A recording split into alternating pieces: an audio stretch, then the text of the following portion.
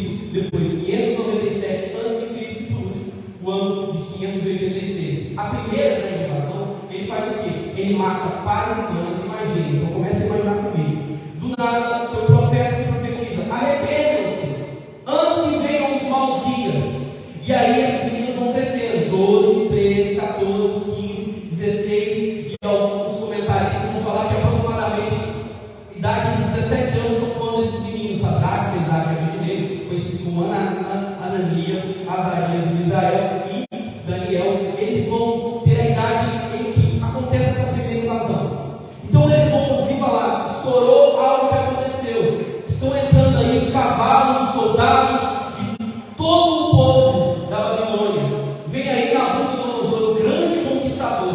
eles começam a invadir as casas, entram, derrubam portas, e você, com a sua idade, vê um homem, um soldado, com uma espada cortar a cabeça da sua mãe e do seu pai. É essa a cena que eles tiveram. Olha a cena que esses meninos vão ter. Eles perderam a referência que eles tinham, pai e mãe. E agora o que vão ser deles? Eles são levados para uma terra que eles não sabem onde fica. E ali, quando eles chegam, nós vamos entender, principalmente no capítulo 1, no verso 2, que a primeira coisa que Nabucodonosor fala: tragam meninos, jovens, que tenham as seguintes características: nenhum defeito, que eles sejam formosos de aparência, que eles sejam instruídos em sabedoria, sábios em ciência, entendidos em conhecimento, que tivessem habilidades de servir. Essas foram as características. E aí eles chegam no palácio e falam: agora vocês não vão ter mais esses nomes. Não é mais Ananias, Azarias, Misael, nem Daniel. Vão ter outros nomes.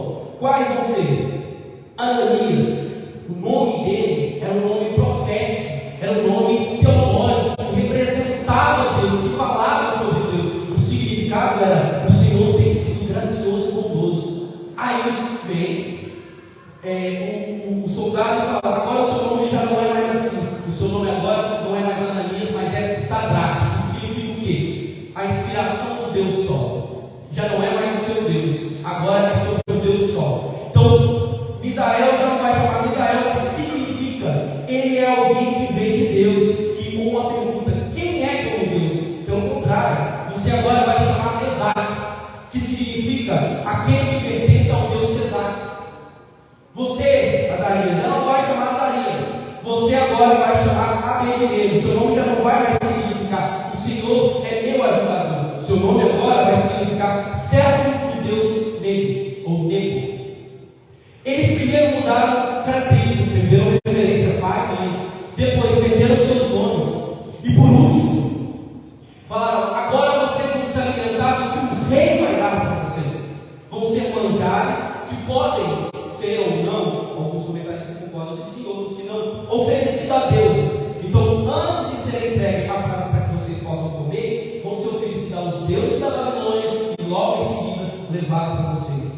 Alguém que perdeu tudo que tinha, perdeu família, perdeu o nome, perdeu o local de moradia, perdeu talvez o local onde ele habitava com seus amigos, que ele podia brincar, podia correr, ele perdeu tudo. Eram apenas jovens.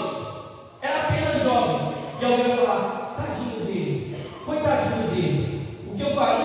Aceita a comida do rei, aceita que assim seja. Mas não foi assim que esses meninos aceitaram. Não foi assim que esses meninos trataram. Quando falaram assim: vai ser dado a vocês a comida que o rei vai entregar, eles falaram: nós não aceitamos nos contaminar com a comida que é oferecida a deuses homens e a nós. Por que isso?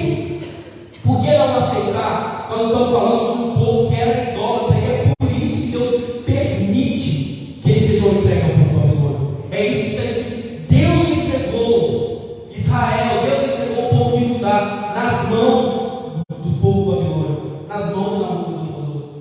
Então eles não aceitam se contaminar. Havia uma implicação importante aqui. Nós precisamos ser jovens e adolescentes que estão prontos para morrer, mas não estão prontos para pecar.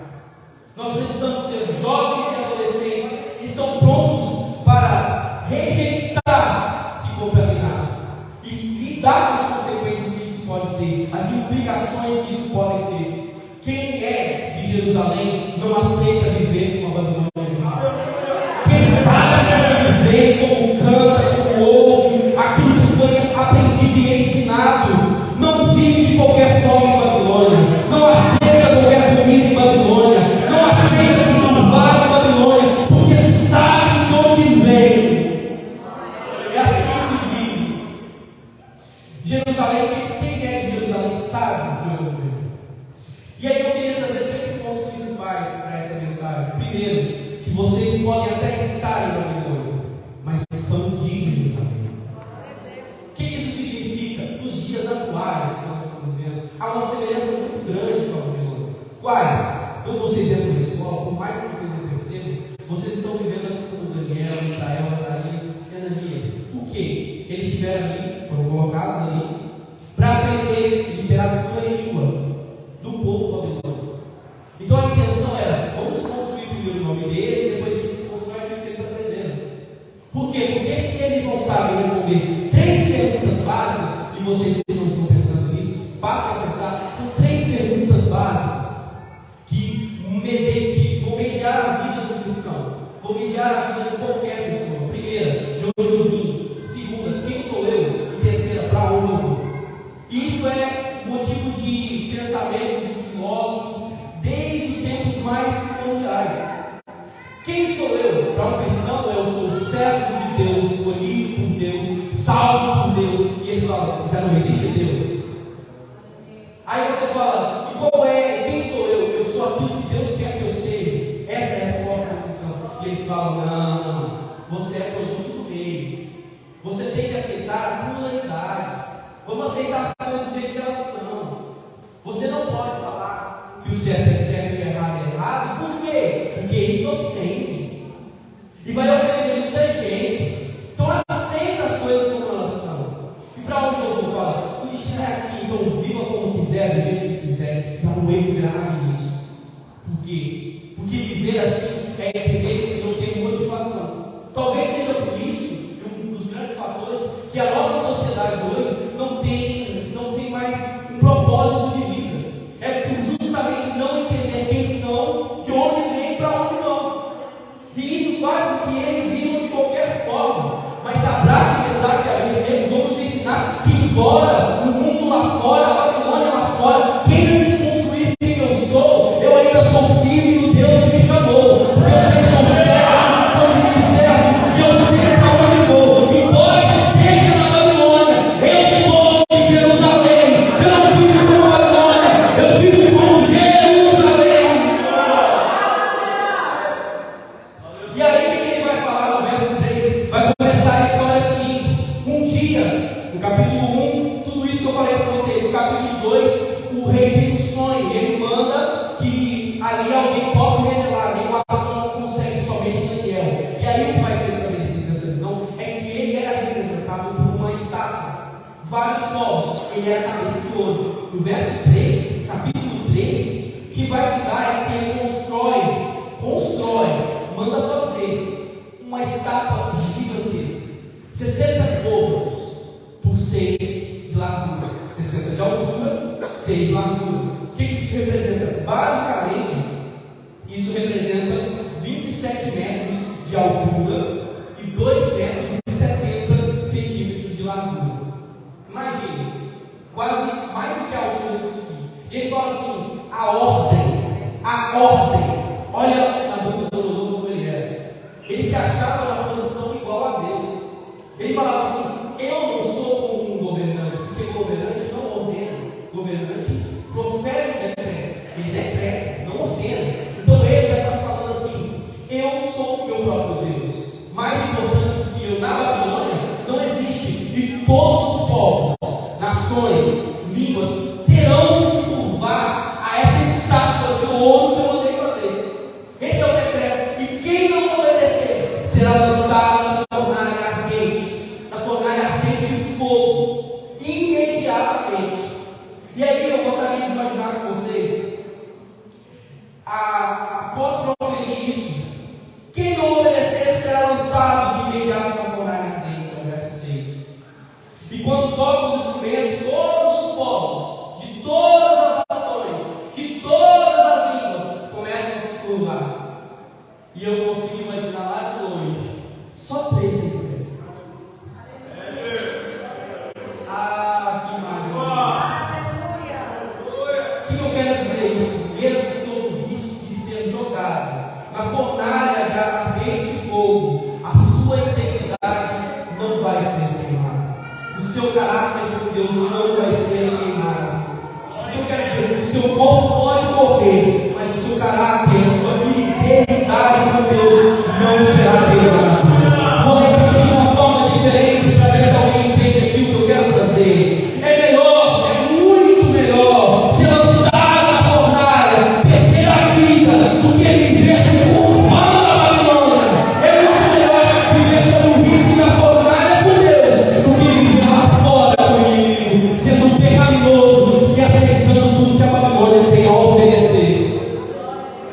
melhor uma fornalha com Deus do que se curvar no pecado. Deus não chamou você para se curvar perante o pecado. Deus não chamou a igreja para se curvar e aceitar cada o que está errado. Deus quer que você, no meio de um povo que se curva perante o que está errado, se levante e coloque, mesmo sob o risco da fornalha, eu permaneço de pé. Mesmo sob o risco de ser morto, eu permaneço de pé. Deus está chamando a igreja que permaneça de pé.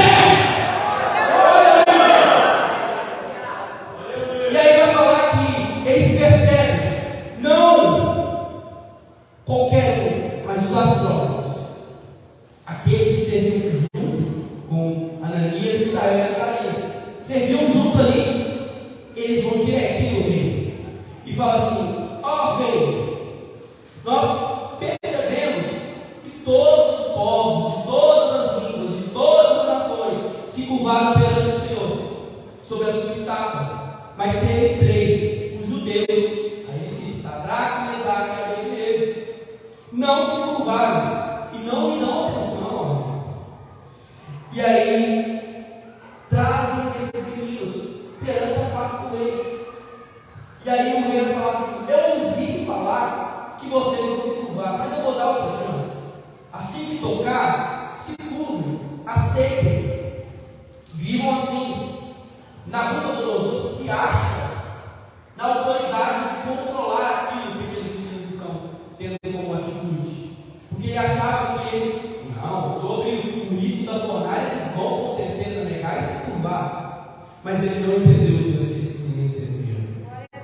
Vou repetir para ver se você entende. Por mais que você esteja sob o risco da fornalha, sob o intuito de negar a Cristo, entenda. Eles podem se achar no controle, mas o controle é de Deus. Vão achar que, sob o risco da fornalha, eles podem controlar as suas decisões e a sua fidelidade com Deus. Mas embora ele ache, embora Nabucodonosor ache que o controle da fornalha é dele, ele esqueceu que lá dentro da fornalha, quando eles são atirados lá dentro, Jesus já estava lá esperando por eles. Pode acontecer 7 vezes mais, 10 vezes mais, 12 vezes mais. O Deus que opera aqui fora também opera dentro da fornalha. Deus já estava lá dentro esperando por eles. E o segundo ponto é fiel e independente do que Deus faz. Porque a resposta vai vir da seguinte forma: Sadraque, Mesaque e Abednego respondem: Nabucodonosor, não precisamos nos defender, ou não precisamos responder sobre isso, ó rei. Deus não precisa de gente que queira ser advogado de Deus. Não precisa ficar dizendo: eu estou agindo assim, negando o pecado, porque Deus fala para negar o pecado. Não. Deus não te chamou para ser advogado. Deus te chamou para ser testemunha. Eles não precisam que você explique, eles precisam ver o que você é. Mais do que suas palavras são as suas atitudes. Deus quer que gente, mais do que fale, viva aquilo que fala. Deus quer que vocês sejam adolescentes que sejam exemplos não pelo que falam, mas aquilo que vivem. Que sejam exemplos da escola pelo que vivem. Quando alguém vive, eu vejo que você é diferente. Eu sou mesmo, é porque eu sirvo Deus. E esse Deus não me permite que eu responda porque eu sou diferente. Mas ele vai ser ele que você vai ver. Você também pode ser diferente. E ele fala: se formos lançados na fornalha ardente, o Deus a quem servimos pode nos salvar. Sim, ele nos livrará da sua mão, ó rei. Não tem por que temer fornalha se Jesus já está nela. Não tem por que temer o mal se no meio do que foge do seu controle não fugir do controle de Deus. Pode parecer que está fora do seu controle, mas a sua alçada é pequena, a de Deus é diferente. Deus tem o controle sobre o seu descontrole, e o seu descontrole para Deus é palco para ele revelar a sua verdade. Tem convicção, não tem o mal. Só que aí eles me pegam nesse texto. Ainda que esse Deus não nos livre, olha o que eles estão falando. Queremos deixar claro, rei, que jamais serviremos os seus deuses ou adoraremos a estátua de ouro que o Senhor levantou. Não é negociável viver ou morrer para que seja adorado ou não. É se eu morrer, se ele fizer ou se ele não fizer, eu permaneço não culparei, não adorarei, não aceitarei o que está errado. Para alguns acham que o segredo desse texto está lá na fornalha, quando Deus livra. O segredo desse texto está aqui, ó. Seja ele fazendo ou não, eu sigo ele, eu o adoro, eu aceito o que está errado.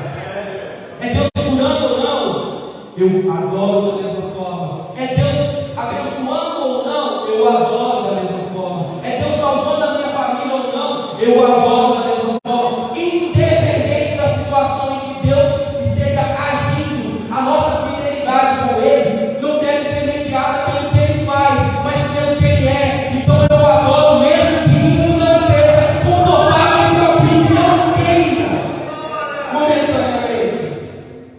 Eu não sei se Deus vai fazer, não sei se Ele quer fazer, mas eu sei que eu sou fiel, independentemente se Ele faz ou não para me agradar, porque Deus não age segundo as nossas intenções, mas segundo a soberana vontade dele. E tem crente orando, querendo colocar Deus sobre a parede. Se coloque no seu lugar, entenda que Deus é soberano. Vou repetir. Coloque-se no seu lugar. Deus é soberano. Ele não vai fazer para te agradar, Ele vai fazer porque Ele quer. E aí Ele vai falar que Ele dá ordens para que alguns homens fortes, os mais fortes do exército, amarrem Sadraque, Mesaque e Abednego e atirem eles na fornalha ardente. Só que acontece o seguinte: não adianta amarrar porque Deus quer vir. Não adianta querer prender que Deus já definitivamente aceitou que vai ser livre. Sabe o que vai acontecer? Aqueles que amarraram, lançaram eles na fornalha com vestido, túnica, turbante, tudo, eles foram queimados. Mas Sadraque, Mesaque e Abednego. Quer entender o que Deus quer dizer? Para aqueles que acham que te jogando no meio da fornalha vão ver o teu filho, não precisa fazer nada, não precisa fazer festa para mostrar que está no sucesso, não precisa mostrar que deu tudo certo. Não. Deixa ele sozinho, só assim ele se firmar. Não precisa dar resposta para quem não tem resposta, porque Deus está cuidando de você. Deus está cuidando da sua casa. E o testemunho não vou permitir nada. Assim, Sadraque, Mesaque e Abednego caíram amarrados no meio das chamas intensas. Às vezes Deus permitirá essas situações difíceis. Deus não livra eles da fornalha, Deus livra eles na fornalha. O que isso quer dizer? Tem momentos na sua vida que Deus não vai te impedir de ter uma doença, Ele vai te curar no meio da doença. Tem momentos que Deus não vai te livrar no meio da tribulação, antes da tribulação, Ele vai te livrar no meio da tribulação. Só para você entender que as coisas que podem no seu controle ainda estão no controle do Deus. Ser cristão não é ausência de fornalha. Ser cristão é entender que Deus está presente na fornalha. Deus permitirá situações difíceis sim. E de repente eu consigo imaginar Nabucodonosor olhando lá dentro da fornalha assim, falando: peraí, tem alguma coisa errada. Eu joguei 3 lá dentro, mas estou vendo 4. Estou errado? Eu joguei 3. Tem 4 lá dentro. Eles andavam no meio do fogo e então é o seguinte: tem gente que vai no meio da tribulação, fica o quê? Prostrado. Tem gente que no meio da fornalha, por exemplo, meu Deus, cuidado de mim. Meu Deus, eu fui jogado na fornalha, nem eu, todo mundo me abandonou. Sadraque, Mesaque e Abednego. A Bíblia vai falar que quando ele olha, peraí, eles estão passeando lá dentro. Peraí, são 3, mas tem 4 lá dentro. Eles estão andando e passeando. O que isso significa? Significa que eles não estavam postados, eles estavam passeando. Quem anda com Deus, mesmo na fornalha, anda passeando, anda aproveitando o caminho. Mas eu ando assim mesmo. Mas eu desfruto do caminho com Deus no meio da fornalha. Porque era instrumento de morte se transformou em libertação. As cobras que eles jogaram lá dentro se libertaram e eles começaram a passear dentro da fornalha. Nem um fio de cabelo, verso 27, estava chamuscado. As suas roupas não estavam queimadas, nem sequer existia o cheiro de fumaça. Nem sequer existia o cheiro de fumaça. Um cheiro de fuligem na mão de Deus. Quando eles saem lá fora, eles não tinham no caminho. Deus permite entrar na fornalha. Mas do mesmo jeito que você entra, você sai. Porque Ele que vive, do jeito que Ele vive, sai pelo jeito que entrou. Porque quem controla essa situação é Deus. E eu quero concluir com aquilo que eu disse no final. O rei promoveu o Sadraque, Mesaque e Abednego na província da Babilônia, não porque ele viu um milagre. Eles não foram promovidos por isso, por vocês. Eles foram promovidos por um motivo só, porque eles se mantiveram fiéis a Deus. O que vai fazer você ter sucesso nesse mundo não é os grandes milagres, grandes feitos que Jesus vai fazer com você, porque Ele já fez. Ele já veio, se entregou, morreu em seu lugar, e isso já é milagre suficiente. O que vai fazer você ter sucesso nessa vida, sem maracutaia, sem precisar puxar o tapete de ninguém, é ser fiel a Deus. E que vocês colocassem